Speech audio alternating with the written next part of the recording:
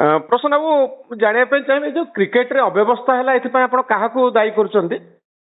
देखो सामग्रिक भाव तो जो मैंने आयोजन करते भी दायी हे सरकार भी दायी हे निजे माननीय मुख्यमंत्री जाते रिव्यू करने माननीय क्रीड़ा मंत्री जाते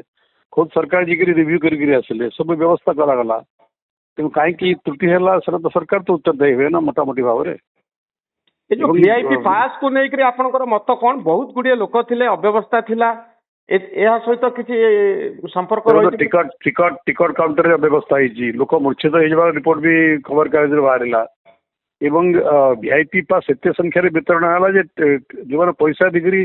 टिकट किणवाई प्रस्तुत थे पाइले नहीं द्वितीय सीरीयस कथा है वीआईपी पास बिक्री होती रिपोर्ट आसूँ तो सब सांघातिक विषय यहाँ अच्छा ये मिसमैनेजमेंट पे आप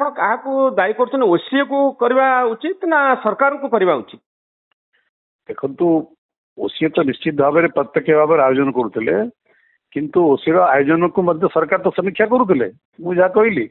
माननीय मुख्यमंत्री निजे परा जाइए क्रीड़ा मंत्री निजे जाइए समीक्षा करने तो एत बड़ बड़ लोक क्षमताशाली लोक जी समीक्षा कले तथापि प्रकार त्रुटि है जो ओडिशा केवल निर्णित है भारत भी निर्णित है विदेश में आप मन थी बारवाटी स्टेडियम आगु बहुत अंतर्जातीय मैच अनुष्ठित होती आम सरकार जड़े थी बोल जाने 7 ରୁ 8 थर मैच आयोजित होती केवे विराट ही नाला तो प्रसन्न बाबू आ गोटे कथा जो sports body like Odisha cricket association से वर्ष वर्ष धरी जड़े व्यक्ति बा गोटे परिवार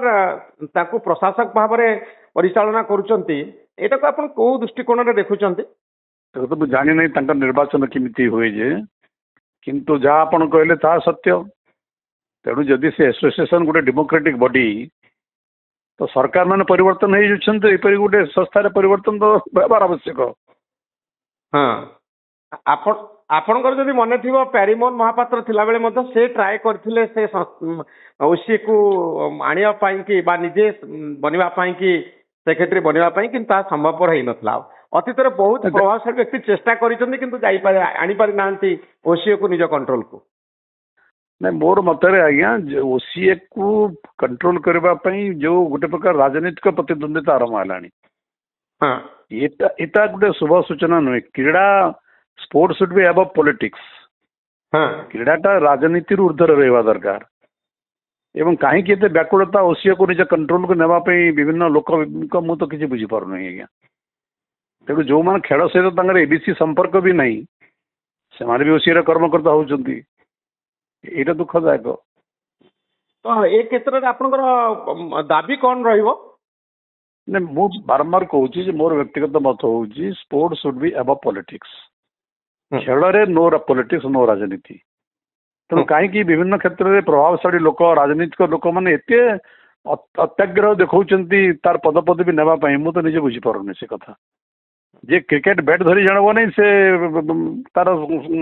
कर्मकर्ता हम यहाँ मत विचित्र विचित्र लगुच बहुत धन्यवाद सर बहुत धन्यवाद।